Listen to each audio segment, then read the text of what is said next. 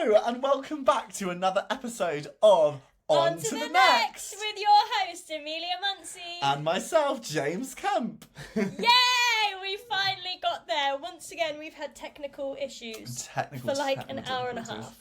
So we're finally recording. We're very excited to bring you episode 2. This week we're going to be talking all about cruise ships, life working on cruise ships. Yeah, life on the high seas. We're going to break down the stigma of cruise work, and and the importance of it, and what like a huge part it plays in the entertainment industry as well. And especially in recent years it's become booming, such an amazing way to work and get experience and perform in like amazing shows. So absolutely, we've both worked on cruises. We between us worked for a bunch of different companies, so we're going to talk a little bit about that, a little bit about how we got those jobs, the audition process, the onboarding process, the rehearsals, talk a bit about installing the shows, life, what it's like to be on the ship, and also some of you guys have sent in some questions via our Instagram page as well. So we're going to answer those. Yes, and if you want to give us a follow, you can follow us on our @. Oh yes, so on Instagram we are ontothenext.pod. On TikTok we are ontotheNextPod. Facebook we're ontotheNextPod. Yeah, and YouTube onto the next, I believe. Yeah. You can just find us by typing onto the next on basically any social media platform. Yeah. We've also got an Gmail account that is 5678ontothenext@gmail.com if you want to send in any questions. That was so stagey. 5678. We needed to put some numbers in, so of course it's going to be there.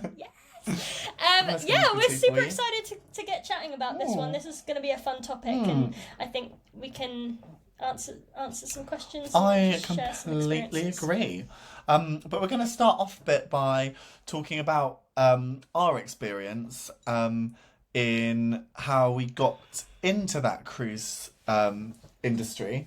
Shall I start? Yes. Yeah, so I actually worked on a cruise ship before Amelia. Yes, so he was one of those little jammy dodgers that left us in third year. Yes. To go fly away on his cruise journey. One day I'll fly away. You missed our graduation. We had you FaceTimed in, didn't we? Yeah, I did. My mum, she was actually really so sweet because she felt like she needed to go to my graduation too, because like she'd been there throughout the whole of the 3 years of our drama school training, and she like felt like she knew everyone just because I would go home every day and be like, today this teacher said that, oh I was speaking to this student, like I would literally like tell her everything about it.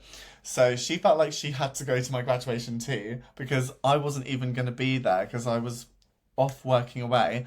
But I missed the graduation day by about 3 days, I think. Yeah, it was very tight. You were there for like pretty much the whole rehearsals, weren't you? Yeah, I was. I literally, if I had been able to stay in the UK for another 7 days, I could have been at the graduation. But sadly, I was like sat in a cupboard in the middle of Florida watching it on FaceTime. But I was really lucky when I was in my 3rd year of drama school. I auditioned. It was actually my very first audition, so I was super lucky. I went and auditioned for Carnival Cruise Line, and they're a big corporation in America, and they own lots of different cruise lines like P&O Cruises, Holland America, Seabourn, I believe, like just to name a few. A Princess, I think, too, and many more. And I was very lucky. I went, had my audition, I got the job, and off I went. What did you have to do? Tell us about your audition. I don't even remember you going to No, so it was actually in my... Was it through Becky Barrett? Yeah, it was. It was through my agent. She sent me through an audition saying you have an audition for Carnival Cruise Line this day. And I was thinking, oh my gosh, this is my first professional audition. So I was like, I have to make sure I'm like really good. And for Carnival, I was going for a singer-dancer. They're called playlist performers on Carnival. At the moment, might change in the future, but for now it is, and it was back then. So this was just for context, this was in 2018 I auditioned, so like April 2018, I believe, that I had my audition. And yeah, I had to learn, like, I got given a big list of songs and I could choose two of the songs on their list. So I just had to prepare that. It was quite easy, straightforward. You didn't do any self-tape rounds before? No, didn't have to do. And this was kind of before the sort of self-tape era. It was, but cruises were still doing a lot of self-tape stuff before the rest of the industry kind of latched on. True. Because I remember in third year I sent loads of self-tapes off You for did. cruises. They do, I think cruises are quite good in that sense because in general they do quite a lot of casting from self-tapes and videos. So that's why I was wondering if you had to do that first, because I definitely submitted some random self-tapes. And cruise ships also hire a lot from self-tapes too, because they're a big global enterprise. They cast all over the world. Yeah, they cast from all different countries, and we're very fortunate here in the UK because they come to London a lot to audition people from the UK, but people who come from other places which don't have that opportunity, they like to get self-tapes and things as well. However, this was just an in-person audition. So I turned up and I had my 2 songs prepared and I went in, I sang my first song and it was all right. I think they looked kind of impressed. I had my big number on me. It was like number 15. I actually still have the audition sticker. It's up in my bedroom still to this day.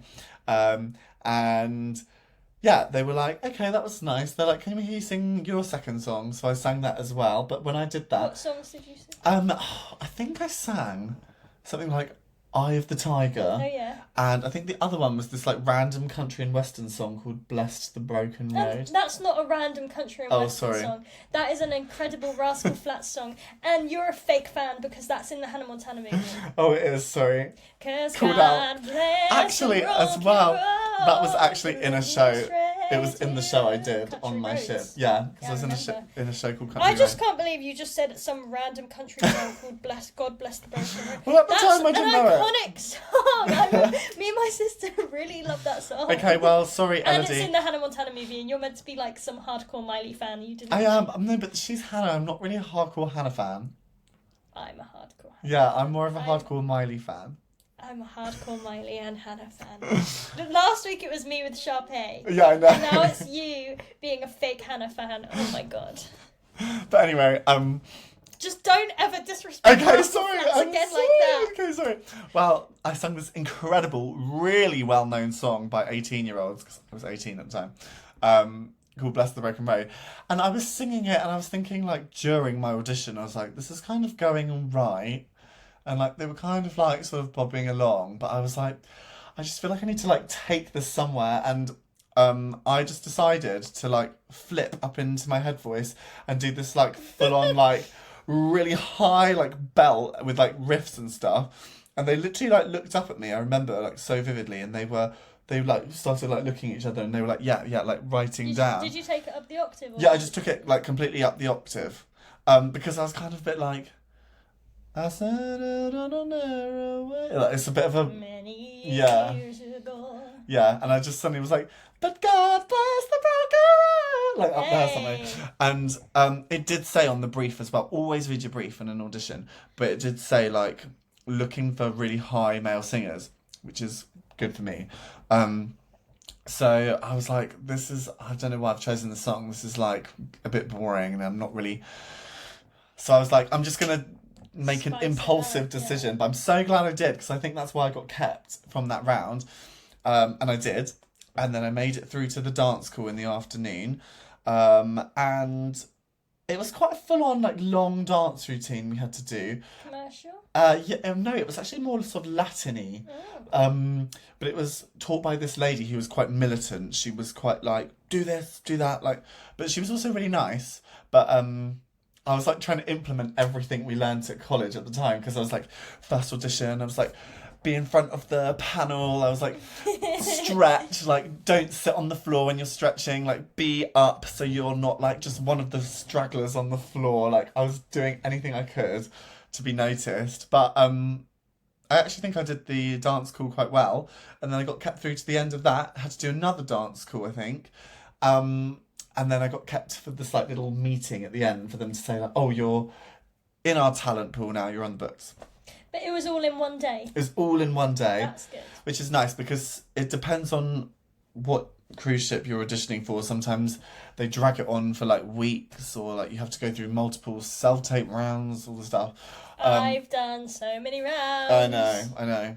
But for this one, no. And that's then, so good, all in one day. yeah. Bish, bash, bosh, and then you got way. invited, you got sent an email from the Carnival Entertainment people, and you then had to sort of, it was like, congratulations, you're now in our talent pool, but we now need to see like further stuff. So I had to send my vocal reel and my body shots, headshots, and CV again, and a dance movement reel.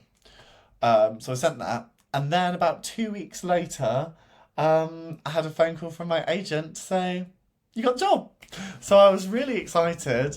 I was stressed and everything because obviously I was missing my graduation, but it was actually really nice because when I got to Florida, I obviously, as we spoke about earlier, I watched it on FaceTime because my mum went, but also my cast were actually really cute.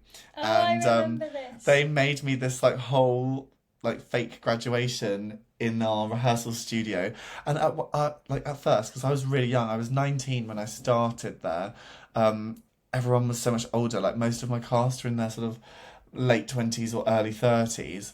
And they were like, just wait outside. And they went into the rehearsal studio, and I was like, oh my God, they've just left me out here. And like, I'm stood in the corridor. I was like, oh my God, they're playing a trick on me, and I'm just like standing outside. But anyway, they were like, come in. And they like had this like full on music going. They'd set up like an audience. They bought me a graduation hat, which they had all signed. Then like they brought out flowers, like they did like fake speeches, and they like did it really American. But it was like they were like American, yeah, they were like, go on, son. Yeah, it literally was like do do do do do, like literally Star Spangled Banner or whatever. Well, that's the national anthem, isn't it? I know. But they have a graduation song. Yeah, they played that one too. I That don't know classic which one. which. No, I don't know. I just sang the Star Spangled Banner. But anyway, we'll get onto that later. Oh yeah. Talk about duties and things. Oh my God. Anyway, though, so yeah, I worked for Carnival Cruise Line. I worked there. I did only one contract, so that's actually my small experience in cruise ships. Well, it was quite a long contract. But though. it was, like 9 months. Yeah, it was about 9 months altogether. And it was my first professional contract out of It was a drama nice school. pre-COVID one as well. It was, yes, because I did that until March 2019. So obviously before the COVID-19 pandemic. So luckily I didn't have to deal with all of the monstrosities that I've heard from you and many other friends who have had working on cruise ships during that terrible time. I was on a contract, but luckily I was on land, so. Yeah. But yeah. And now you've just done your medical. I have, again. yes. I've Renewed actually your just medical. renewed, my Carnival medical. Just So in case you want to just pop off and do. Yeah. You can do short contracts, especially once you've worked for a particular company. They're always keen to like get you back, even if it's just for a swing contract. So a lot of times the companies will have rehearsal swings who would just go out to Florida and join in with the rehearsals, obviously as a swing, and not actually do the full contract on the ship.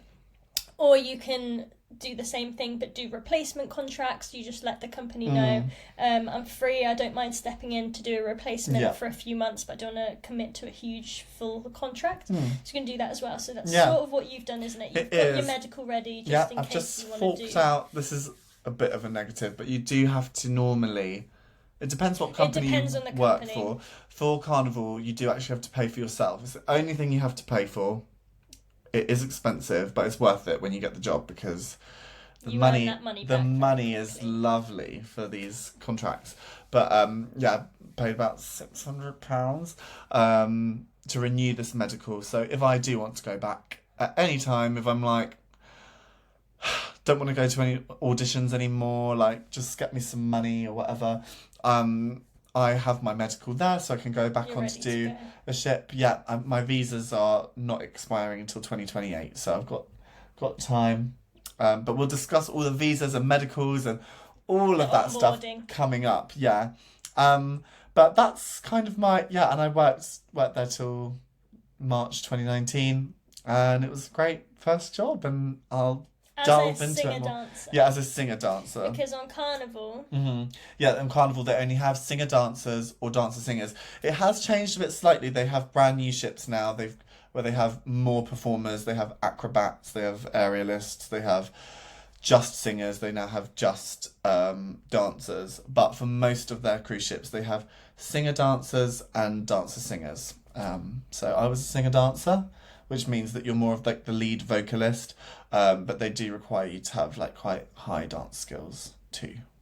So, yeah, but that's my little brief introduction to my experience. Brief, darling, that was 15 minutes long. Gosh, sorry about that. I could just talk forever. Brief. But, well, I'm saying brief because you're about to hear this one's extensive work because after I came back from my cruise ship, literally a month later. Yeah, you then began your first time doing cruise ships. So I did a contract with Norwegian Cruise Lines. Oh, something's happening. What's happening? We frozen. What's happened? Oh, we're back. Okay, that Don't was touch weird. anything. Sorry for the technical difficulties. We just froze. Yeah. So, yes, I did a contract with Norwegian Cruise Lines. I went out, I think, in April 2019. My contract was a bit shorter. I think it was 7 months in total. So, and then after that, I came home December 2019. All kind of psyched up and like excited to maybe go and try another one. I really wanted to do one of their musicals, and I was getting seen for those. I was getting seen for Priscilla and Footloose and Velvet, one of their big... No. Oh, sorry. That was later on. Because because I'd worked for Norwegian, I was kind of had a relationship with the Norwegian casting team, but then for some of their shows, it's external casting. Yeah, so Six is cast by Pearson, Jersey Boys is cast by Debbie O'Brien, and so on. And now I think almost all of the musicals, even their regular casting, I believe, is now pretty much an affiliation with the external castings. It is. But at the time, it was like the in-house production shows were cast by just Norwegian. Yeah. And the external musicals were cast by other people. But anyway, I was auditioning for trying to get on another ship. And then, I don't know what really happened in 2020, but something strange was in the air. Yeah, this like really random... I don't know what it was. Like, it was so thing weird. that just flew in from Wuhan in China. So that just put a little stop in my life. And I just spent the whole Panny D just trying to get back on a ship. Like most performers. A lot of people. I had the best time on my ship, and I was just dying to get back on one. And then finally, oh my God, I'd been like emailing so many different cruise companies the entire pandemic. I was emailing Norwegian like every week, being like, "Are you opening ships yet? Can I get back?" And then actually in September, which I think it was like a week after, these American cruise companies opened their doors again and said, "This is 2021." No, this is 2020. 2020. Is it?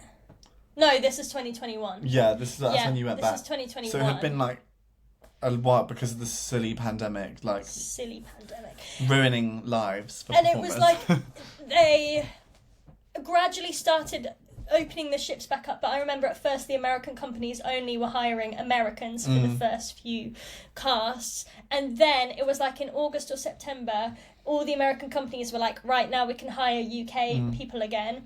And then I'd been obviously emailing loads, auditioning for all sorts, like sending my stuff every single week, just being like, please someone hire me. Please give me a job. And then it was like the week before my birthday in September, I got like 3 offers in like you did. a day. I remember this. I'd done auditions for Fred Olsen, and I'd been offered one of their ships. And then I had got offered Norwegian Dawn, which was the first ship I did. They had offered me if I wanted to go back on that one again. And then I'd also done on Zoom a Zoom audition for Celebrity Cruises in like July. Hadn't heard anything. And then in September again, in the same week they offered me to go on Yeah. one of their ships, so it was quite nice actually. Like suddenly had all these options. I was like, Yeah. what the heck? They all come at once, don't they? Literally just all came at once, and then I decided to go with celebrity because I was like, you know, I've done the Dawn. It would be nice to do new ship and new shows and stuff and try a new company. So I did Celebrity Silhouette in October 2021. Mm-hmm. And I was, this time last year, was just coming towards the end of that contract. So I got home the 30th of May 2021 from the Silhouette, and I had put in a request to do Celebrity Apex because I really wanted to do the rock show. Mm-hmm. And then I just had about 5 or 6 weeks at home, and then I went and did Celebrity Apex, and I came home in December.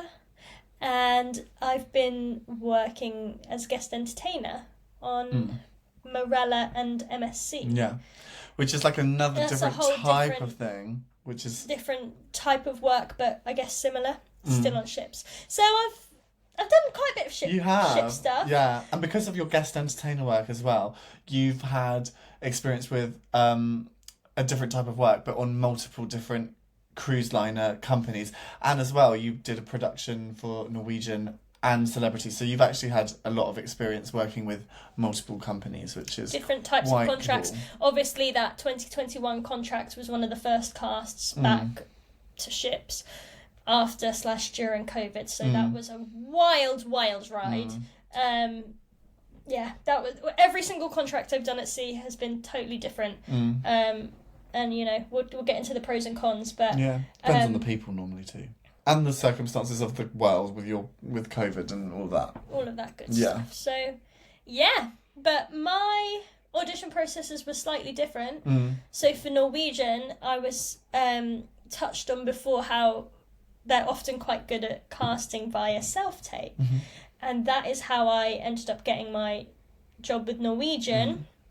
Was actually, funnily enough, I'd been auditioning for Royal Caribbean a lot since we graduated and doing pretty good with their auditions, getting quite far. And I had just got all the way through with our friend Connie. Yes. And we mention Connie all the time. We do. Hi, Connie. She's our best. She would be here recording this, but she's booked and blessed, baby. She's working on Royal Caribbean now. She's understudy Tracy Turnblad. It makes me cry. Yeah. I'm so happy for her. I cried. She made her debut the other day, and we love Connie. That Good Morning Baltimore. I know. She sent us a video, and she's coming down from the sky in the Tracy bed, and I literally just cried. Oh. I love an overture anyway. Like, they just make me cry. Like the start of a show, I just love it. And she comes down, and so we were like auditioning class friends, me and Connie, because we just always used to go to class and go to auditions together, and like Connie's just really good at picking up choreo. Yeah, so she is. We did all these Hairspray auditions together. We did all the rounds, and I was getting seen for Amber, and she was getting seen for the role that she is now. And we'd done singing, we'd done The Nicest Kids, which that's right up my alley, like, great. But then, obviously, on Royal Caribbean, you have their musicals, but they also do production show alongside it. That's my nan, she's back. Hi, Nan! Shout out. So we had done the Hairspray dance round, and oh my gosh, we went so full out. But we were there egging each other on, and we used to do this at college anyway. We'd get right in the front. We you were both were so a bit of a double act. We're just like both like pocket rockets, aren't we? Just like so energetic, so full out. And we were like that for Nicest Kids, and obviously I was auditioning for Amber, so I did the most Amber-y thing at the beginning. Like the intro, it was like just you could just freestyle or just like wait to start, and I was like, I'm in character. I ran up to the panel and was like getting in their face, like being Amber, like checking my hair, like literally ran straight up to the desk and was like pushing people out the way, and then going back and like starting the choreo, and so that had all gone fine. And then we had to do a contemporary dance round, and I was like, like, I'm fine, I can do contemporary, I can do tech, but, like, I just hated floor work. I was like, if they start doing floor work, I'm gonna die. And, like, I get a bit stressed with picking up stuff. Connie is so good at picking up, so I was literally so glad to have her in that audition. I was like, Connie, help me. And, like, she helped me get through it. And then she's great. If you ever meet Connie Horn, we love go her. follow her on Instagram after you've followed superstar. onto the next .pod. and then I got cut from Hairspray. I got cut. I think I got cut after that round. But so then I went into Selfridges, and I was like, that's such a bummer. And Connie had got recalled. But then my agent called me, like, not very long after, like half an hour later, and was like, they've actually said they want you to come back, so can you come back tomorrow? That's so good. Yay! So then I got all the way through on that one with Con, and at the same time I'd been getting seen for Amber. Yeah. They were also like, we're also finishing casting Grease, so they wanted me to self-tape for that and for whatever. So then they had told me, we've penciled you in for Grease. You might be flying out, like, very soon in the next couple of weeks to come in. And they'd already cast Grease, I think. They might have even started rehearsals. It was like a very last minute thing. And I was, like, on getting ready to go out and do Patty Simcox, which is cover Sandy. Patty. And I was, like, all hyped up for that. I was like, okay, I'm ready. Like, this is literally my dream job. The Hairspray audition went really well. I'm on the books for that. They're thinking about me for Grease as well. They've said, like, literally get ready. We've all given you the okay. We're just going to confirm with the last, like, casting situation. The New York team, I think, or whatever. So I was, like, all reared up, like, ready to go. And then... Oh my god, that just gave me reverb through the mic. Sorry, last week you interrupted me with a cough, so I've got you back. I've interrupted you with, like, a massive sneeze. Sorry, listeners, for my germs. But anyway, yeah, then you just, like, made me lose my train of thought. So anyway, I was, like, hyped up for this. Yeah. And then I didn't hear anything. I was like, this is annoying. And then I was, like, applying for loads of other cruise lines as well. I was, like, going on all the websites, went on Princess, Carnival, everything, and was just, like, applying, doing whatever their application process was. Some of them do self-tapes. So Norwegian, I think I first sent, I was just sending off my show reel and my dance reel, my body shots and headshots and CV and everything, sending all my stuff off. And then I was skiing at the time, so sent my stuff off to Norwegian while I was still waiting to hear from Royal. And then they replied very quickly and was like, can you send us a self-tape of this stuff? And sent me the material to send back. And then I got back from skiing Sunday night. On Monday, I went to, like, leisure centre with my sister and was like, okay, film me doing this random material. Did it and sent it off on the Monday morning, and then straight away Monday afternoon they had sent me an offer to go on the Dawn, and that was a kind of lastminute.com as well. I was late casting for that, so they were like, you literally are leaving in 2 weeks. So it was a crazy process to get all my I remember that because I was like, oh my gosh, I've just come home from my cruise ship, like, just got back to see you, and then I was like, yay, Emma and I are here together, and then I lost you, like, so quick. I was like, no, but I was also, like, really proud and really happy for her. And it was kind of a blessing in disguise, because the Royal Caribbean ended up falling through, but Norwegian just caught me, saved me with a contract. Saved you with the net. And it was such an awesome contract. I really loved it. So that was my casting process with that. It was it was quite quick casting, and it was just from, like, kind of... It just came out of nowhere. One round of, like, self-tape kind of stuff. Sent it off, went and did that, and then the hiring process for Celebrity was pretty different, because that was in the height of COVID, so obviously that was 2021, like we said, and live auditions weren't really back in yet. No. So it was the only one I've done a Zoom audition, not even a self-tape. And it was... Did you actually have like a literal sort of Zoom FaceTime session with the panel? Like, how many people were on this panel? Or was it multiple rooms because they weren't allowed to be sat in a room together because of social distancing? I think it was just with one. Oh, it was just one person? I think it was, wow. Might have been the two of them in their own separate houses. I think they had all joined the call. But it was very bizarre. It was very surreal. Like, I don't think really, like... It was just a strange casting situation, and it was like just me at home with my family in the house, and I was like, everyone shut up, at like 2:10 I have this Zoom call and I'm auditioning for a job, and then they'd given me material, so I had to sing Shallow and Come What May and Came Here for Love. Oh, this song is so funny. I've auditioned for Celebrity as well in the past, and like when I was there I just couldn't stop laughing. Because Emma told me about her singing Came Here for Love. You know, the song by, like, Ella Eyre and Sigala. Like, it's not a very, like, audition song because it has such a big, like, dance instrumental break in the middle of it. But, like, tell your experience with this story. What am I supposed to do? Because it's just like, I came here for love. It's like, and I was like on Zoom, like... just being like... jamming.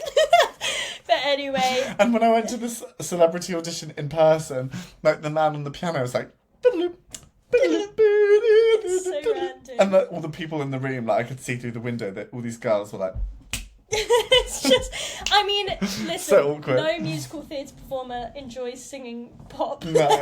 Especially not like that, like it was random, and doing it on Zoom was very bizarre. But I sang my songs, and then they said,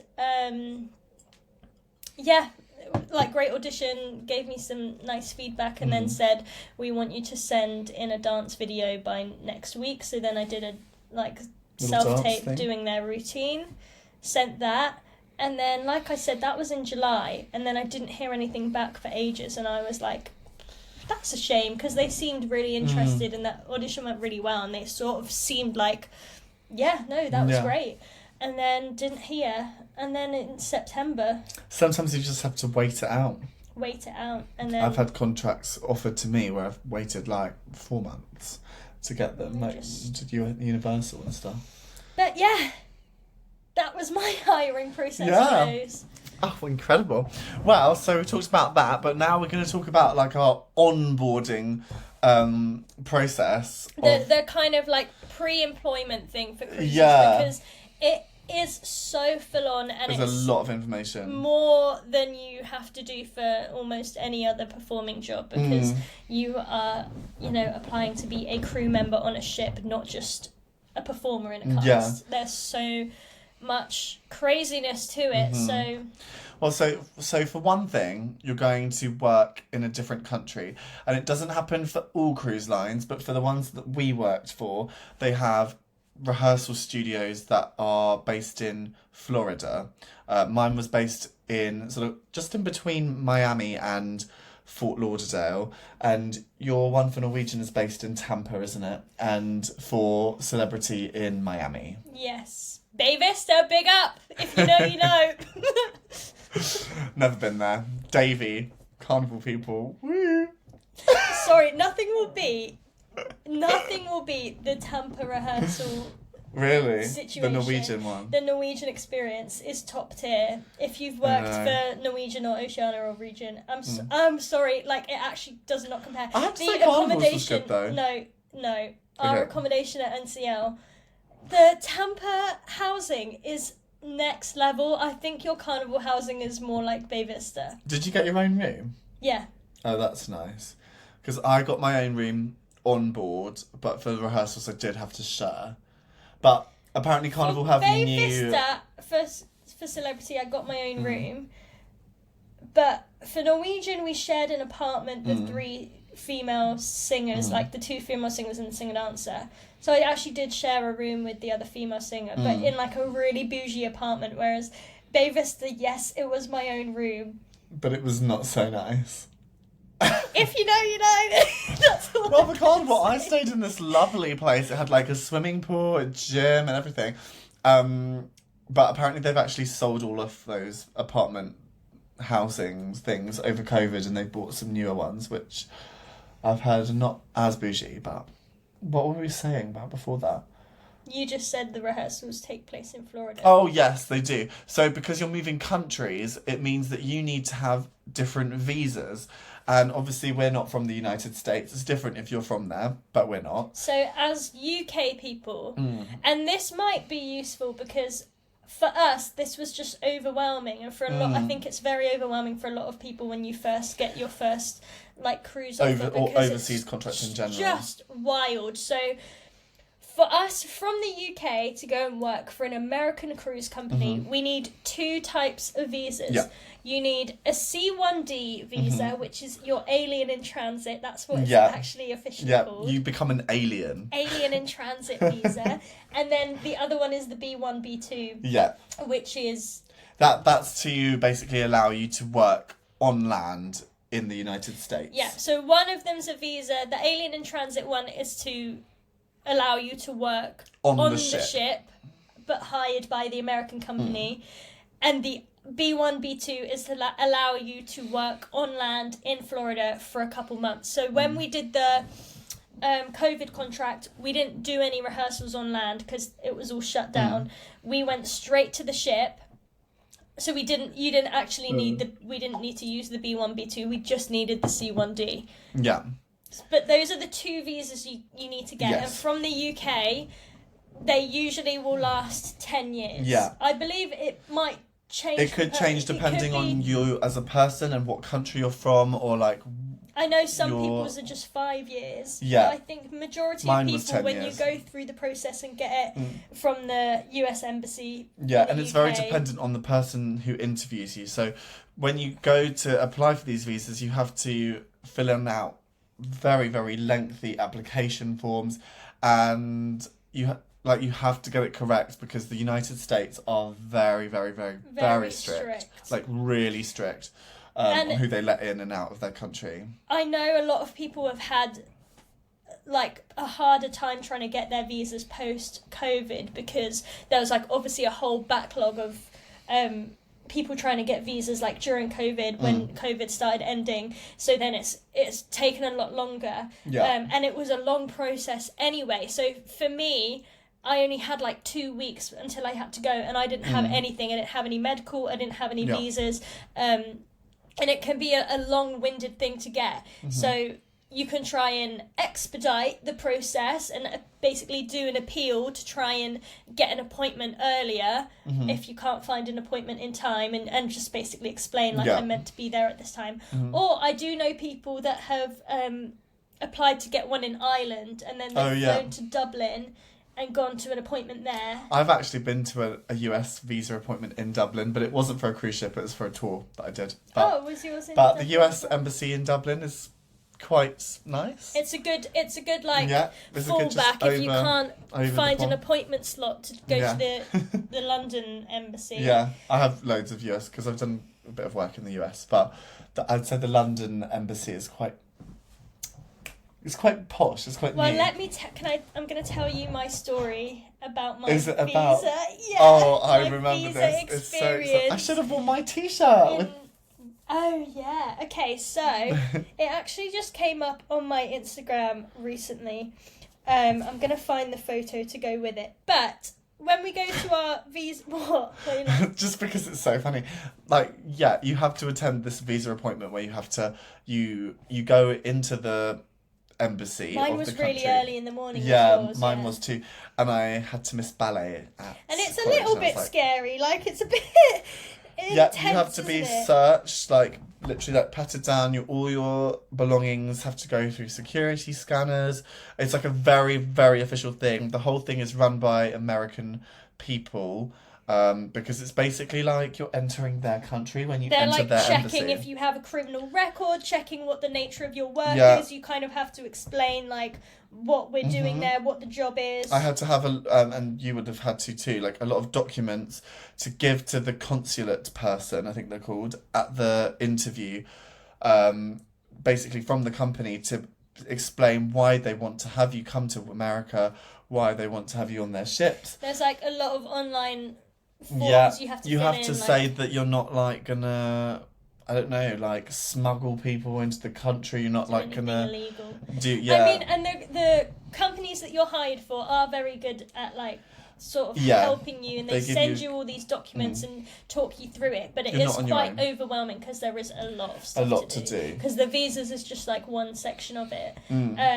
But yeah, so you turn once you've done all the paperwork and stuff, you take it all with you, go along to the embassy, and then you go and do your little meeting. Yeah. They ask you a few questions. It's not too involved. Hopefully, if you get a good person, it's quite, and they get. I was just asked if I'd ever been arrested, and then I was like, no, and they were like, okay, and why are you going? And I was like, to work in a cruise ship, and they were like, bish bash bosh, done. Mine was pretty similar. Yeah, quite simple. But when I was getting my visa appointment, I was sitting in the little waiting bit, and you're like called up in order, and I was like, OMG, celeb alert, and I was by myself, and I was just like, and there was this British UK celebrity surrounded by an entourage, and I was like, I'm going to lose my mind.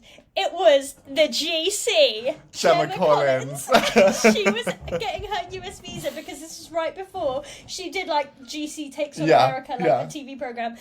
And I was like, oh my God, this is so funny. But I was one step behind her for the whole entire morning. Like, you go through different rooms and like different parts. And every time she was like one number ahead of me. So I was just like following her around this whole process. Was she saying anything iconic? Not really. She just had so many people around her, and she was just she had her shades on. And then do you know why she was doing that? She was doing that for that Gemma Collins Diva Forever show that I used to love. I love that show. And I mean, it's really rubbish, but it's like so good. It's so funny as well. I love it. So she wasn't filming or anything. I don't. No. She was just going because she basically in the TV program she goes to America, but she was getting her visa at the same time as Amelia. It was so cool. So I'd been just like following her around the whole day, just like losing my mind a bit. I was like, I can't believe this is Gemma Collins. Like, I'm gonna have to say something, and then I obviously didn't. I was by myself. Yeah. And then when we were leaving, we both got in the same lift. It was me, Gemma Collins, and Gemma Collins' like entourage. Like, I think it was just her mates, but we went in this lift together, and I was just stood there like, oh my God, this is like crazy. And then I was like... And you were sending us like, on our college group chat, we're still talking it to this day. We haven't been to college for, like, 6 years. Probably longer, but I remember Amelia was, like, messaging us, being like, you'll never guess who is at the embassy with me. Like, I was losing it's Gemma Collins! Like, it was and crazy. we were like, what? So I was sat in this lift with her, like, went down in the lift, and I was like, I've got to say something. I was like, but I'm like... very socially awkward. I hate talking to people. I'd be the same. I would be too scared but to be like... But it was the GC, like, I'm sorry, like, you just have to say... I was like, I cannot let this moment slide, but I also didn't want to just, like, creepily take photos of her on my phone, like when I was so close, like, without her knowing. It was just weird. So then... I didn't say anything for the whole lift ride. The lift opens, she starts leaving, and I was like, it's now or never. I was like, I literally was so cringy. I was like, I'm so sorry, but I'm such a big fan. Would you mind if I just got a selfie? Like, I didn't want to bother you, but and she was so nice. Like, she was literally like, oh no, babes, I don't mind at all. She was like, just let me put my shades on because I look so tired right now. And then I literally got out my phone. I was like shaking. I was like, oh my God, I look gross in this photo because you just have one chance. And I was like, I can't ask her to retake it. All it takes. Oh, it's meant to be one chance. Sorry, carry on. And so I took this selfie with her. And here it is for those of you watching on YouTube. Yeah, and if you're listening, it's this brilliant picture. I'm Maybe we smiling. Can post it on the story. We'll post it on the story. Yes, we'll post it on the Insta. And onto the next. Gemma's got her shades on because she asked to put them on. She threw up a peace sign. I'm just looking like a little nerd. Like, I was just like, oh my God. And that was the best day of my life. It went from being like, ugh, early morning, like such an early start. Gotta be grilled by the London, United like, States. It's a bit scary. Like, I was like, oh my God. And then I ended up walking out with my visas and with a selfie with Gemma Collins, the most iconic day of my life. What a great day. So that's the visas element. We then, like you said... Yeah, so going back to what we were touching on earlier, and how I was saying how could go back to Carnival, do some swing work, and I've just renewed my medical, which was a very hefty price. You do have to obtain a medical as well. Now, this is very different depending on what cruise ship company you work for. I was actually offered to do a cruise ship with another company, but I actually turned that job down. But for their company, you had to go and do this full-on course. Like, you had to go to this place. You had to like learn to be a firefighter. You had to like, you know, like flip life rafts and all this stuff. I've had to flip life rafts. Have you? Yeah, sometimes you do. I never had to do that. Luckily, I actually managed to get out of it. But for normally the big American cruise liners, like the ones that we've worked for, you normally just have to go and obtain a medical, where you have to book an appointment, and it's normally, if you're from the UK, you normally have to go to Harley Street, which is a street in London, which is very famous, very posh, with lots of doctors on it. And you go in there and you basically fill in a lot of paperwork. They just do a lot of checks on you, like make sure that your blood is okay. Like, they do blood tests, they do a urine test, they check your reflexes, they check your sight, your hearing. You also have to sort of get a letter normally from your, well, it depends on the company. I had to get one from my dentist. You have to get a chest x-ray. So you just have to do a lot of these medical tests, and it does cost you money. For Carnival, they make you pay out of your own pocket, but for some cruise lines, they don't, do they? So Norwegian paid for me to do my medical. I didn't have to pay. And then when I worked for Celebrity, I had to pay. And I thought I didn't have to. Yeah, I was like to my agent, like, when do I get reimbursed for the medical? And he was like, no, you have to pay for your own for Celebrity. I was like, oh, what? And annoyingly, they don't last that long. No, it's not like sadly the they only visas, last like 2 years, which is quite short in my opinion. Yeah. For that amount of money. So my Norwegian medical had expired by the time I went on Celebrity, because obviously it was after the pandemic. Yeah. So I had to go and pay for it, and I was like, oh, it's very expensive. It's a big old expense. But when you go to work for the company, you do make a lot of money, and we will touch on this later, but you don't have to pay for your accommodation, your food, all of those like normal life expenses. It's a very well-paid job. Yeah. So you make all the money back. Compared to like most jobs in the industry, cruises do pay very well for the most part. They do.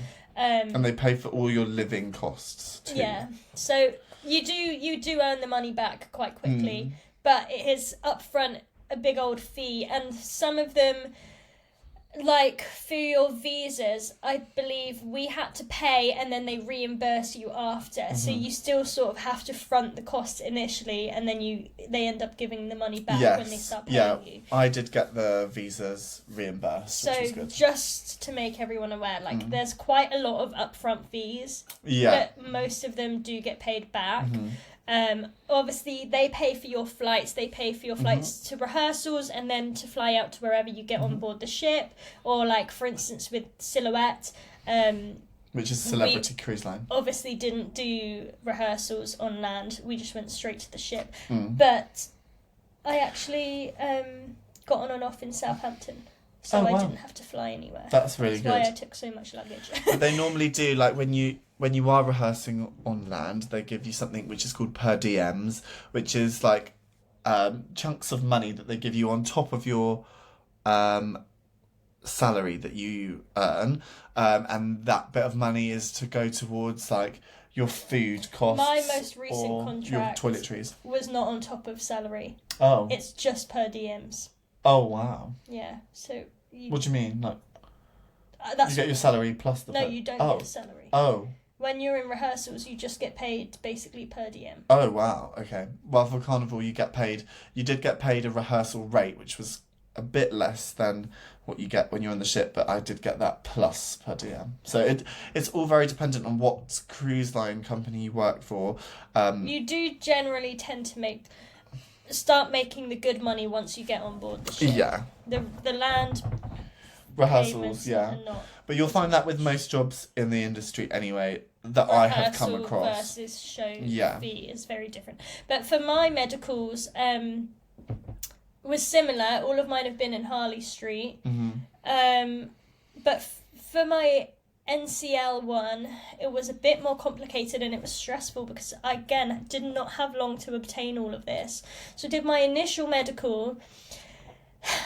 My number one piece of advice to anyone who's doing a cruise medical is just do not mention anything unless it is a really life-threatening medical condition that you've been dealing with for years and that you know. I don't know if you're, like, say, epileptic or something like that, but you have it under control and you can provide a doctor's... Like, unless it's really, really vital, don't mention it. Click no for everything. Yeah. And my recent one that I did in Harley Street for Celebrity, the doctor that I had was amazing. He didn't even let me touch the paper. He just literally asked me, like, you got any heart conditions? Have you got this? Have you got this? Is this running your family? And he just went down the list. No. Because unless it's really, really, like, life or death, it doesn't really matter. Yeah, because I made a huge mistake. I sometimes, very, very rarely get, like, really mild eczema. So I was like, well, I do have eczema sometimes. So I was like, yes. Anyway, because I said yes, I ended up having to pay like £40 for my doctor's surgery to literally just write this useless letter to be like, James's eczema is fine.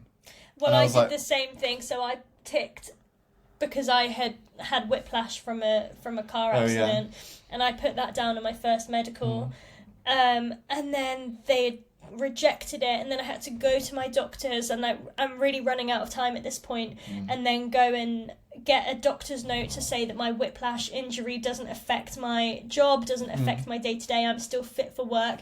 And because they're not just testing you to see if you're fit to do performing work, they are like checking that you can be a crew member, and like in the event of an emergency, are you fit to like do your duties and like help out and in an emergency situation. So you have to be quite fit to do that. And obviously all of us, if we've got through cruise auditions and you've been offered a job, we're obviously performers. Like, we're fit anyway, we're like very healthy, very active.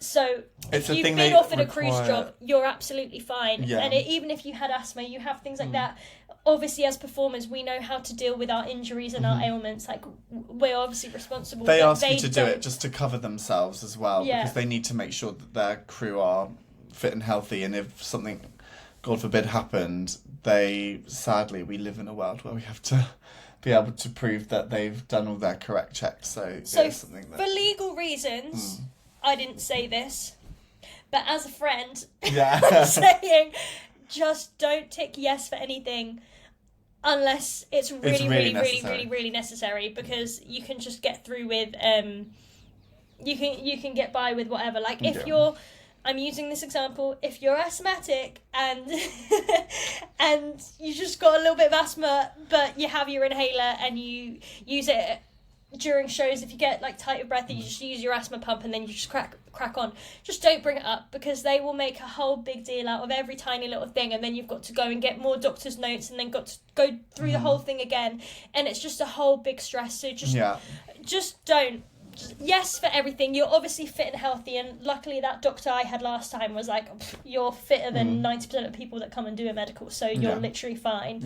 And then again, depending on where your cruise itinerary is going, you may need to get some extra vaccinations. So I had to get yellow fever for Norwegian. I don't think I needed it for my other ones. No, I didn't need any of this. But you did have to prove your vaccination You have to have your vaccination record of everything that you've got. And obviously now you need to prove your COVID vaccines. You need to be all up to date with your boosters and with your whatever COVID stuff. But that's the same anywhere with COVID, isn't it now? But that's just an extra thing. But I've got a little yellow fever booklet that I have with all my medical stuff.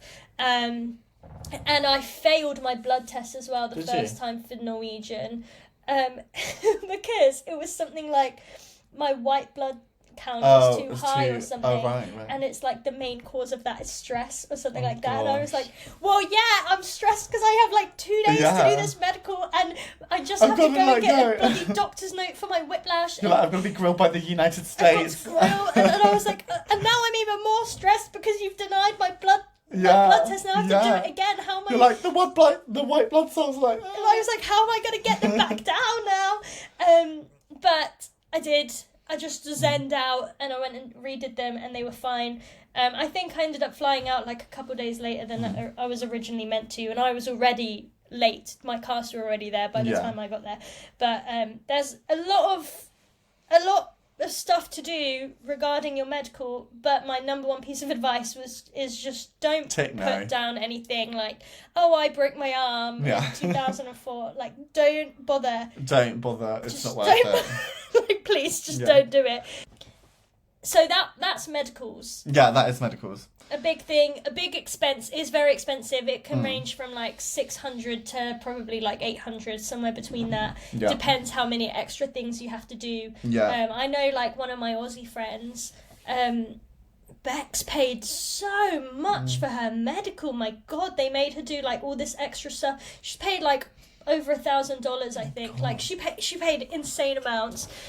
So it can be expensive. True. I will say, although in Australia though, it looks more expensive than it is.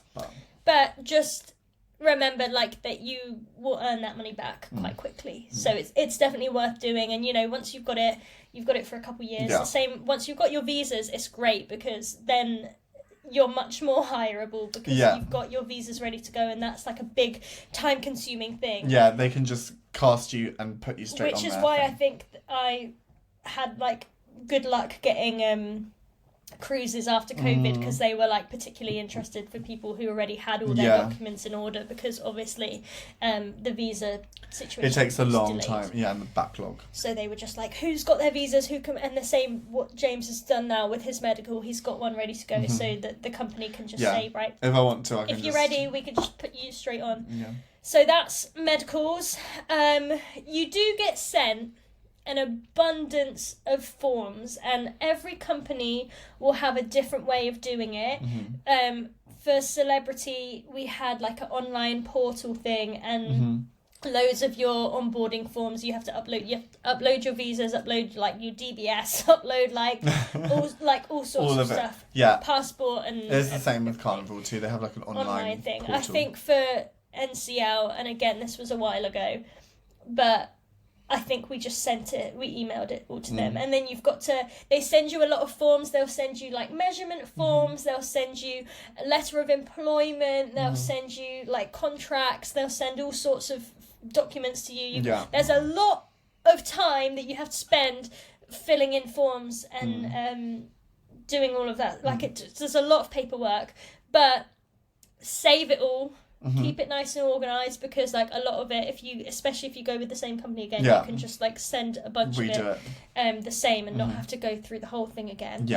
Obviously it's a different company, they might have some different things, but some things you can transfer. But I just make a different folder on my laptop and just Apex documents, Silhouette documents, Norwegian documents, and just it's a whole thing. But you do get a lot, so just do be organised with it. Then I had like 5 different plastic wallets when I went out to my ship, and like one of them was all my medical stuff printed. I had like all my medical, my yellow fever, my vaccination cards printed, all my stuff in one thing. Then I had all my other employment documents in another folder, so I had my visas printed, my copy of my passport, my letter of employment, my contract, all of this stuff in another folder, and just like I've still got it all like neatly organised in folders, because there's just so much, and you don't know when you're going to need it. Like you might get to the airport, and because you haven't paid or arranged your flights at all, so you sometimes have to show your letter of employment and go like, this is where I'm going. Or when you land in America, you have to go through immigration, and they grill you. I got caught the first time when I went to Tampa, and the guy just picked on me and was so mean, and I had said, please stamp me in. I've got 2 visas that you can stamp me in. You have to be very specific. I'm getting stamped on my B1, B2. Do not stamp my C1D. That's for when I leave America and get on the ship. Right now I'm going to land for a month. And he stamped my wrong bloody one. So then when everybody flew to New York and did an overnight in New York, they spent the whole day there, and then we got on the ship the next day from New York. because he stamped my wrong visa, I had to go out of the country to come back in to get re-stamped again. It's so silly. So everyone got to go and have a lovely day in New York, and I'd never been to New York before. It's like my biggest dream of life. I had to fly to Canada, not even leave the airport, not even leave the terminal. I literally had to do some pointless flight to Canada, had barely any time for a changeover, to get back in an immigration queue, to get back, to take all my stuff again, and then fly back to New York. So stupid, isn't it? And so I missed this whole lovely day. Everyone went to go and see... Oh my God, makes me upset. Okay. They went to go and see Mean Girls and Beetlejuice. And I... literally missed it. You would have died to have seen Mean Girls. I know you would have done. That'd been my dream my whole life, and I just had to watch on Instagram my whole cast having the best day ever in New York. Oh. Meanwhile, I was just like stressed out flying around airports because this annoying immigration officer had like purposefully stamped the wrong visa. And then I got to New York, but I didn't actually get to go into the city. By the time I got there, it was like too late, so I just stayed at the Hilton Hotel at the airport. At least it was the Hilton.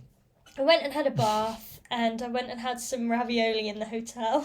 Lovely. And then I thought I had the room to myself. Oh my God. So I had a bath, locked my door in the hotel, had a lovely, nice, relaxing time. I was like, this has been the worst day ever. And then at like 4 a.m, because they were like, you might be sharing your hotel room with some other crew members who are getting on the ship tomorrow.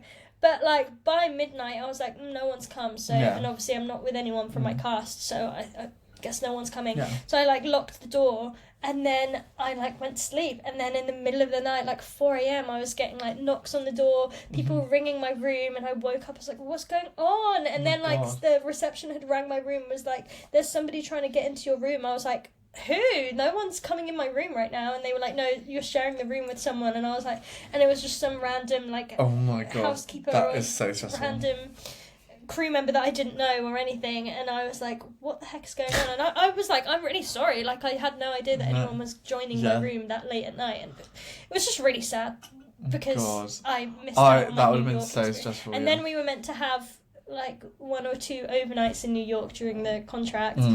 And they got cancelled because of bad weather coming back from Canada. So we had to like detour. And what time of year was this? This was around August. Oh, okay. When we went back. So it was really sad. I never actually got to go and see any Broadway shows. Never got to like spend. We docked. Still not to this day. We docked in and out of New York every week for Embark, but it was like you just had a couple of hours. You didn't have time, yeah. So I've never seen Broadway shows still, and I should have done it loads of times. I've seen 11. Yeah, well, I'm still really sad I went to New that. York last year and it was great. But anyway, point being, make sure they stamp the right visa when you land in America. It's very common for them to stamp the wrong one, because I know a lot of people that have had to fly from rehearsal to like Nassau or something and then back in. My other friend Ed's had to do the same thing. I think he went, but he wasn't even on the same flight with me to Canada. I think he might have done it the day earlier or something like that. But he had to fly out to fly back in again. It's just super annoying. So that's visas, medicals, and all of that stuff. Yeah. We have been talking for over an hour on the kind of pre-employment side of things, but there's just so much to discuss. Yeah, and I think this is a really interesting topic for people to know about, especially if you want to get into cruises, or if you're like thinking like, oh my gosh, this is exactly like me, I've been through the same thing as well, like if you've worked on cruise ships before, and it is like an interesting topic. It's such a big subject, and it's so different than like most employment processes for other jobs. It's a very unique, it's very specific thing, and if you've worked on cruises, you'll know exactly what we're on about here and probably experienced it all. But if you haven't and you want to, it's very you're just useful curious to know about it. Or if you've just been offered a job and you're about to start the process, firstly congrats, but also just I was asking so many people. I was like trying to get as much information out of the people that I knew that have worked on ships, because you just get bombarded, and like for me it was very fast since me applying for the job to me flying out. Those 2 weeks was just literally non-stop. I was being bombarded with so many forms, so many things to do, and it's a lot for just one person to deal with. You like have to reorganize your entire life, and it's very confusing and convoluting, and it's like just documents and funny things. Yeah. It's just confusing. Weird. Like you become an alien in transit.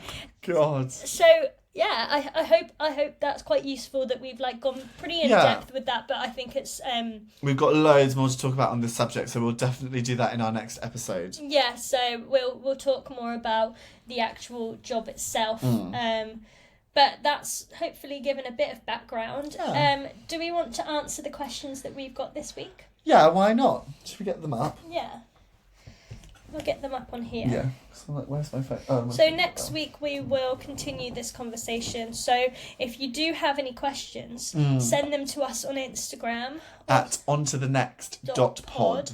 Or you can email us at 5678ontothenext@gmail.com. Yes. Just send us as many questions as you have, because if you're anything like me, I had 50 zillion questions when I did all of this. Send through loads of questions. We'll be happy to answer them. We'll do a Q&A session. You might get a little shout out on the podcast. Okay, so we'd love to hear from you. Do you want to... I'll do one, then you do one. Yeah. I'll do it off your phone, though. Okay. I'll ask you first. Okay. How did your family react when you were offered a job on a cruise? Oh, That's from Caitlin Brown. Oh, hello, Caitlin Brown. How are you? It's lovely to hear from you.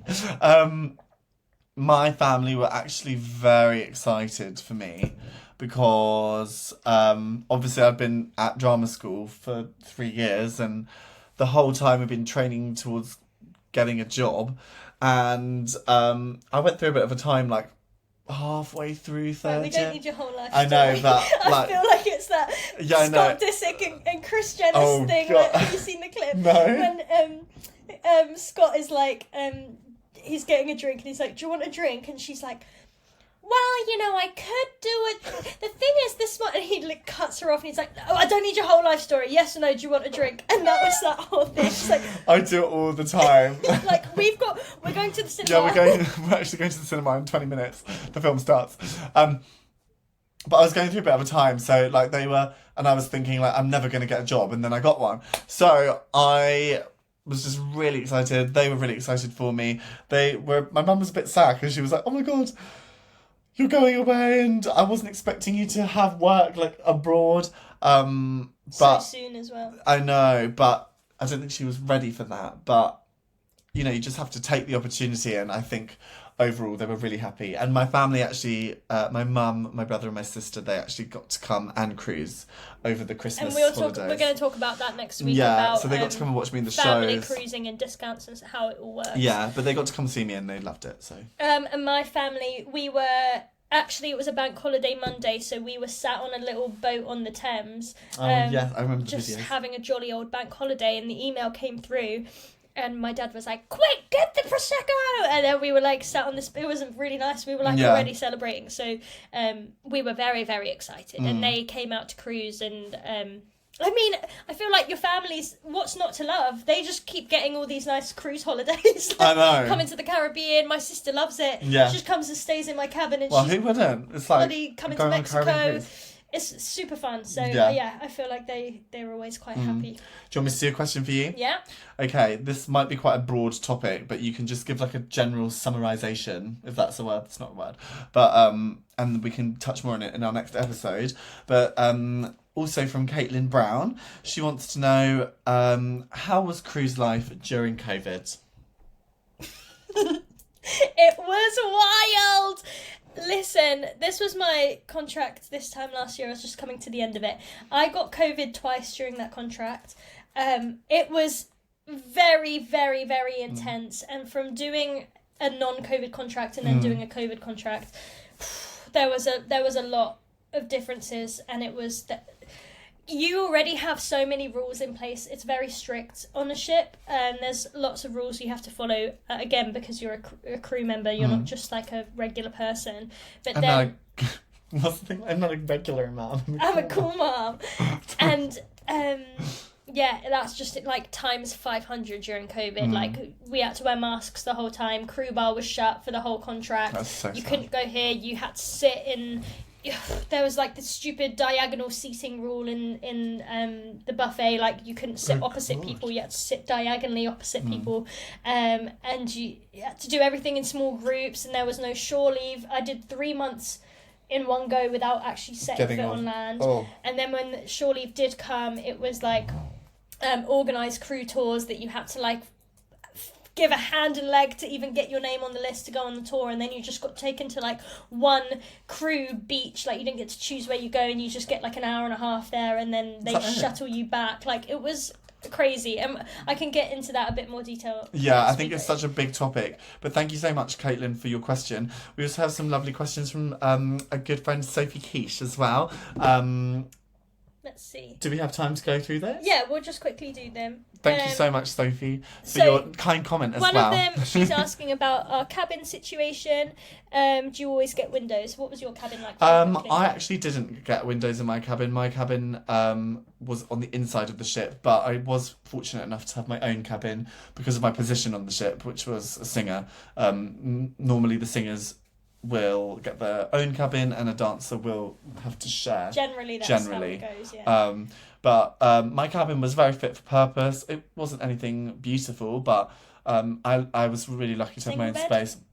It was a single bed, and actually just because of my ship, it was above the nightclub, so it was quite loud. But because of my working hours, I would go to bed at like 2 a.m, 3 a.m. anyway. And the nightclub would generally close by then anyway, so it wasn't too bad. But we can touch more on that when we go into the... It varies from ship to ship, and depending on your position. Yeah.